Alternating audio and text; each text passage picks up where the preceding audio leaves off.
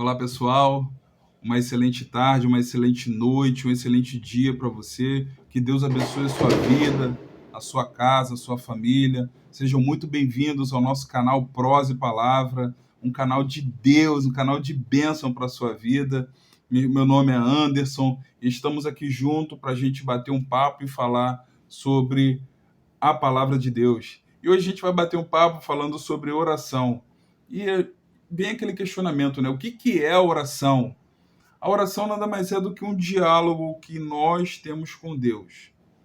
É o momento em que nós temos ali de intimidade com Deus, e a Bíblia está recheada de homens que tiveram grandiosas experiências em oração, nesse momento de devoção com Deus. Mas o mais importante é a gente entender o que a palavra de Deus ela nos mostra acerca disso.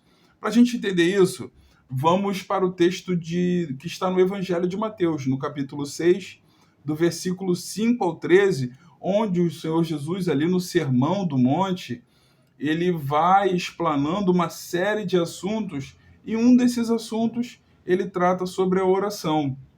E ali tem uma gama também de ouvintes, e ali ele também combate determinadas pessoas que faziam questão de orar na frente dos outros, questão de aparecer. E Jesus também nesse discurso, nesse ensino, ele vai condenando essas práticas.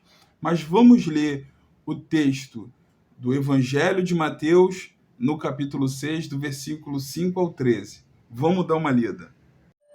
E quando orares, não seja como os hipócritas, por se comprazem em orar em pé nas sinagogas e às esquinas das ruas, para serem vistos pelos homens. Em verdade vos digo que já receberam seu galardão. Mas tu, quando orares, entra no teu aposento e, fechando a tua porta, ora ao teu Pai, que vê o que está oculto, e teu Pai, que vê o que está oculto, te recompensará. E orando, não useis de vãs repetições como os gentios, que pensam que por muito falarem serão ouvidos. Não vos assemelheis, pois, a eles, porque vosso Pai sabe o que vos é necessário antes de vós lhe pedirdes. Versículo 9. Portanto, vós orareis assim: Pai nosso, que estás nos céus, santificado seja o teu nome. Venha o teu reino. Seja feito a tua vontade, tanto na terra como no céu. O pão nosso de cada dia dá-nos hoje. Perdoa as nossas dívidas, assim como nós perdoamos aos nossos devedores. E não nos induza à tentação, mas livra-nos do mal, porque o teu é o reino e o poder e a glória para sempre. Amém. Então a gente vê nesse ensino, nessa estrutura de oração que a gente vai ver no Pai Nosso, antes disso o Senhor vem trazendo aqui, como vem dizendo no versículo 5, como orar, quando orar. Então a Bíblia vem dizendo no versículo 5 para quando a gente for orar, não ser como os hipócritas. A palavra hipócrita, dentro daquele contexto da Grécia Antiga, originalmente refletia um ator de palco, uma pessoa que usava máscara para desempenhar o papel. Então o que Jesus está falando? Olha, quando você for orar, seja sincero, não use de máscara para com Deus. A gente, quando está no nosso momento de oração, a gente tem que ser o máximo sincero possível com o Senhor, porque o Senhor conhece o nosso coração, Deus conhece o nosso pensamento, Deus conhece as nossas emoções. Então, do que vai adiantar eu falar algo com Deus, mas aquilo não é verdade? Eu tenho que falar aquilo que eu estou sentindo naquele momento, eu tenho que falar com Deus aquilo que eu estou pensando, qual é o meu sentimento, o que eu quero, eu me abrir. Então, você vai vendo logo nesse versículo 5 o Senhor explanando sobre a hipocrisia. E trata também da questão da intimidade. Ele fala, quando tu orares, no versículo 6, ele fala, entra no teu aposento, fecha a porta do teu quarto. Então ele trata ali do momento de intimidade. Assim como um casal tem a sua intimidade em lugares reservados, né? O marido com a esposa com o marido, eles têm a sua intimidade no quarto. O Senhor está falando, olha, reserva esse momento para ficar você e Deus, porque ele fala, olha, você vai orar ao teu pai que te vê em oculto e ele vai te recompensar, ele está ali. Então a gente tem que entender primeiro o que o Senhor Jesus está falando, como orar. Né? Então ele já vai dando já essa ideia e ele vem falando sobre isso, sobre essa ideia bem clara da gente ter esse relacionamento com Deus. O que a gente está tendo aqui agora é um bate-papo, um diálogo. E é isso que eu faço com Deus. Eu vou dialogar, eu vou falar o que está no meu coração, eu vou me abrir, eu vou, sabe, externar aquilo que eu penso, aquilo que eu quero, aquilo que eu desejo, enfim, aquilo que eu estou ali naquele momento com Deus. E o Senhor vem falando no versículo 7, quando você orar, não use de vãs repetições. O que a Bíblia está falando? Essa estrutura do Pai Nosso aqui não é para me ficar repetindo Pai Nosso que está no céu. Não, o Senhor ele trouxe um modelo de oração que a gente vai ver aqui, que se trata de uma estrutura da oração que a gente vai estar fazendo ao Senhor. Então, ele vem falando sobre também no versículo 8, não vos assemelheis, pois, a ele, porque o vosso Pai sabe o que é necessário antes mesmo de você pedir. Então, Deus ele tem uma capacidade, a chamada onisciência, atributo de Deus, da divindade, que Deus sabe daquilo que a gente vai pedir antes mesmo da gente abrir a boca. Então, para que eu vou agir como um hipócrita? Não há necessidade disso. Então, por isso que para nós é necessário a gente sermos sinceros com Deus, falar a verdade. Amém, meus irmãos? E a gente entra aqui no versículo 9, que trata exatamente da questão do modelo de oração. Pai nosso que estás nos céus. Então, quando a gente fala Pai, a gente tenta entender a ideia de uma figura que vai nos proteger, uma figura que a gente vai orar e vai encontrar o acolhimento, vai encontrar conforto, vai encontrar segurança. E em Deus a gente vai encontrar isso. Por quê? Porque o Deus ele é muito mais do que só um Deus, ele é um Pai amoroso que está pronto a nos ajudar em qualquer momento. Então, a questão que o Senhor coloca aqui e aborda a paternidade, fica tão lindo, tão claro para nós, esse desejo de Deus de se relacionar e de cuidar da gente. Aí você vê, ele continua falando, Pai nosso que está nos céus, santificado seja o teu nome. Então, quando a gente fala santificado seja o teu nome, a gente está tratando dos atributos de Deus. Quando a gente está ali em oração, a gente vai falar desses atributos, falar como Deus é bom, falar da santidade dele, falar do amor dele. E ali você começa a adorar a Deus, falar dessa gratidão que você vai externar na sua oração, falando da bondade de Deus contigo. Então, nesse momento de oração, essa parte aqui, quando fala santificado seja o teu nome, ele está nos dando, dentro dessa estrutura, a ênfase da gente colocar em questão, no nosso momento de oração, os atributos de Deus. Então, fica bem claro assim para nós o desejo do Senhor. Versículo 10 fala, venha teu reino. Então, quando fala, venha teu reino, a Bíblia está falando assim, olha, venha o teu governo sobre a minha vida, que o Senhor venha governar a minha vida. A Bíblia diz, em Mateus, no capítulo 4, versículo 17, Jesus inicia o ministério dele e ele fala assim, é chegado a vós, arrependei-vos, porque é chegado a vós o reino dos céus. Então, o que o Senhor está falando ali? Olha, o que está sendo chegado para vocês agora é o poder de Deus, é o governo de Deus sobre a vida de vocês. Então, quando eu falo assim, venha teu reino, eu estou me colocando para ser governado por Deus, governado pelas leis de Deus. A gente vive numa sociedade onde a gente está sendo governado por homens, a gente escolhe lá os parlamentares, escolhe as pessoas, esse governo, ele tem as suas leis e a gente, como cidadão, a gente se submete às leis humanas, ao governo humano, para viver em sociedade. Então, quando eu abro o meu coração em oração e falo, Senhor, venha teu reino, eu estou falando, Senhor, eu quero estar debaixo do teu governo, eu quero estar debaixo das suas leis, eu quero ser dirigido pelo Senhor. E a gente vai ver isso no texto que está em Hebreus, no capítulo 10, no versículo 15 ao 17. Vamos fazer a leitura desse texto. E também o Espírito Santo nola testifica, porque depois de haver dito, este é o concerto que farei com eles, depois daqueles dias, diz o Senhor, porei as minhas leis em seu coração e as escrevereis em seus entendimentos.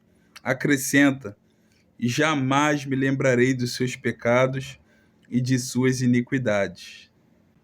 Então você vê aí o propósito do Espírito Santo, de Deus, que foi escrever as leis dele no nosso coração, escrever as leis dele no nosso entendimento, de forma que a gente venha compreender esse governo de Deus e a gente venha estar obedecendo a vontade de Deus, fazendo a vontade do Senhor.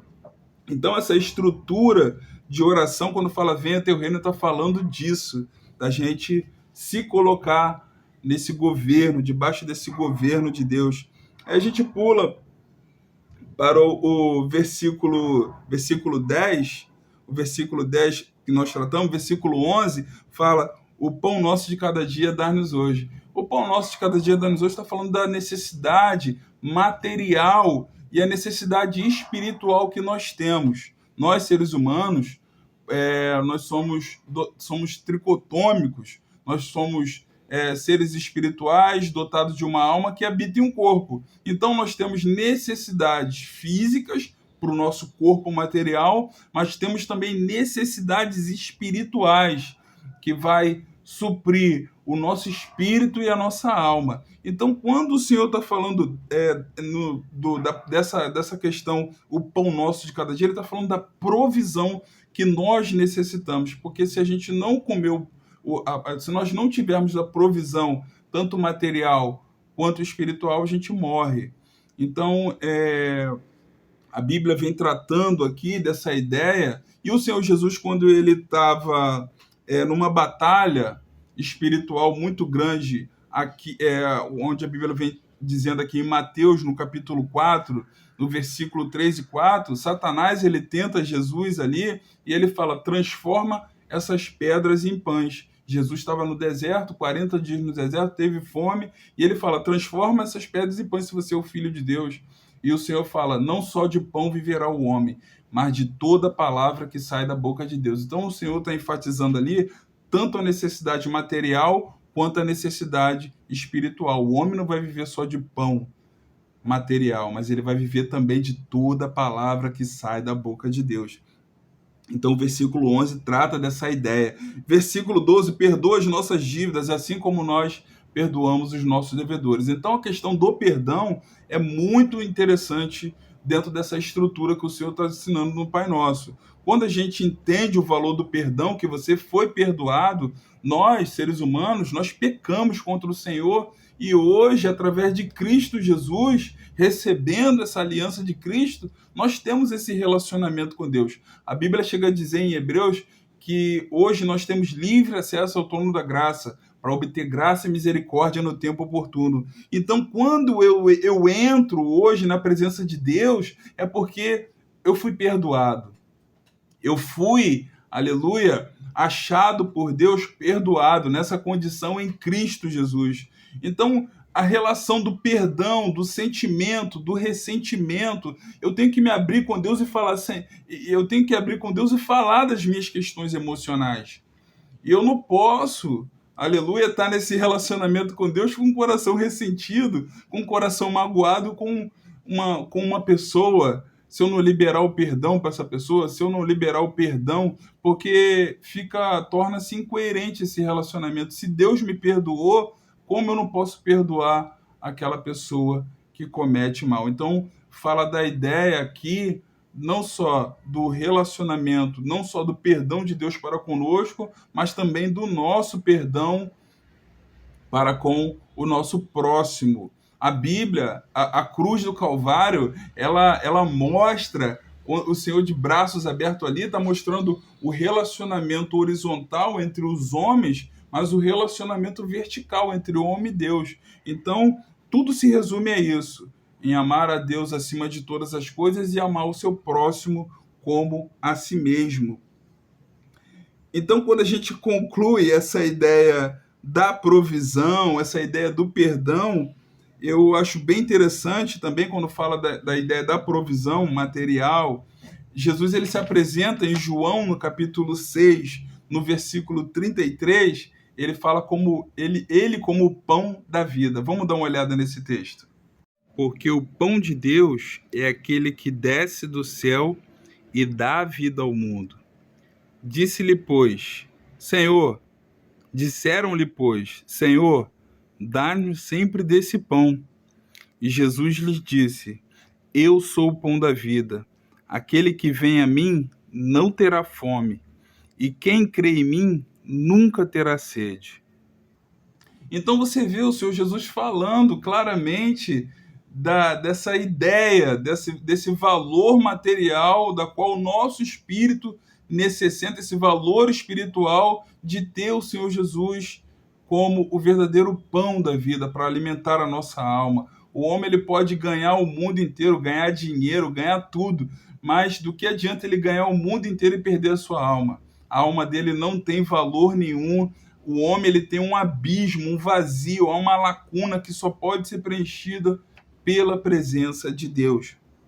E a gente vai concluindo aqui, o versículo 13 fala, não nos induz a tentação, mas livra-nos do mal, porque teu é o reino, o poder e a glória para sempre. Amém. Então esse versículo 13 aqui do nosso Pai Nosso, que a gente está lendo aqui, essa estrutura, esse modelo de oração, a Bíblia vem falando de uma batalha espiritual também que há. Há também uma batalha espiritual que acontece entre o bem e o mal.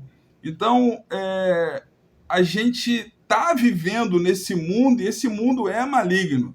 Esse mundo, o pecado ele está aqui no nosso meio. A gente vê a maldade e a Bíblia vem falando em Efésios, no capítulo 6, versículo 10 e 11, ele vem falando para a gente se fortalecer no Senhor e na força do seu poder, para que a gente possa resistir, para se revestir de toda a armadura de Deus, para que a gente possa resistir a essa maldade. E a oração, ela vai ser um fortalecedor, um agente fortalecedor nessas batalhas espirituais, mas também trata da soberania, do governo de Deus.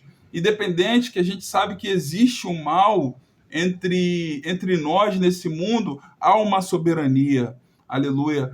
Há um controle absoluto que só Deus tem. Satanás ele só vai até onde Deus permite que ele vai.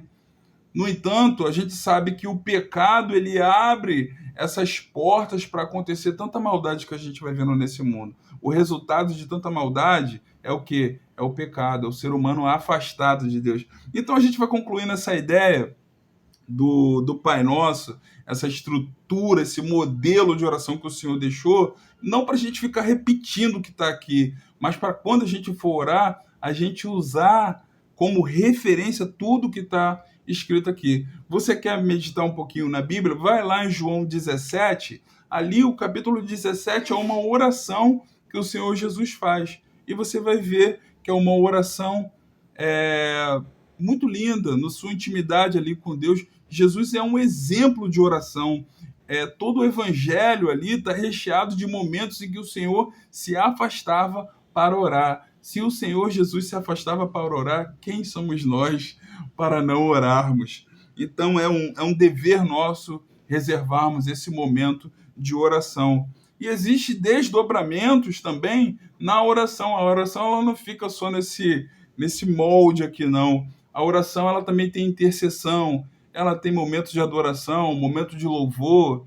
Enfim, existem vários desdobramentos que a Bíblia vem traçando para nós estarmos ali no nosso momento de devoção com Deus, no nosso momento de oração, expondo, externando, falando com o Senhor. É desejo de Deus, é desejo do Senhor ter esse relacionamento contigo, é desejo de Deus se revelar para você através da oração. Então, como a Bíblia vem falando, entra no teu quarto, fecha a tua porta e reserva esse momento com Deus.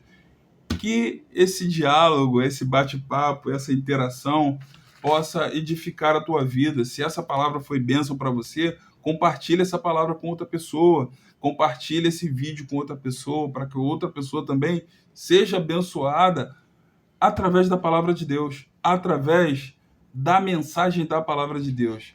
Que Deus abençoe sua casa, que Deus abençoe sua vida, que Deus abençoe a sua família, em nome de Jesus.